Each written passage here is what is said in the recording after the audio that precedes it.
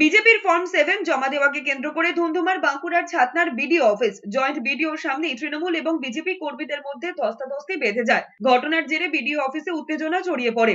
বিজেপির অভিযোগ, ছাতনা পঞ্চায়েত সমিতির সভাপতি বঙ্কু মিত্রর নেতৃত্বে তৃণমূল কর্মীরা বিজেপির নেতা নেত্রীদের হেনস্থা করেন। ইচ্ছাকৃতভাবে ফর্ম জমা দিতে বাধা দেওয়া হয় বলে দাবি করেন তারা। পাল্টা তৃণমূলের দাবি, বিজেপি ইচ্ছে করেই উত্তেজনা তৈরি করতে বিডিও অফিসে জমায়েত হয়েছিল।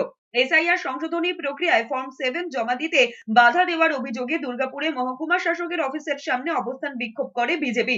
দলের নেতা জিতেন্দ্র তিওয়ারির নেতৃত্বে এই বিক্ষোভ চলে। কার্যত একই ছবি আসানসোলেও। সেখানেও জেলা শাসকের দপ্তরের সামনে বিক্ষোভ দেখায় বিজেপির নেতা কর্মীরা। হাইকোর্ট তো বারবার বলেছে যে পশ্চিমবঙ্গে তো আইনের শাসন চলে না, শাসকের আইন চলে, এবং এটা আমরা উপলব্ধি করছি, আপনারা উপলব্ধি করছেন, সবাই দেখছে যে আলটিমেটলি এখানে শাসকের আইন চলছে। শাসক দলের যারা নেতা মন্ত্রী আছেন তারা যে নির্দেশ দিয়ে দিচ্ছেন, প্রশাসনে যারা আছে তারা সে নির্দেশ মানতে বাধ্য হচ্ছে।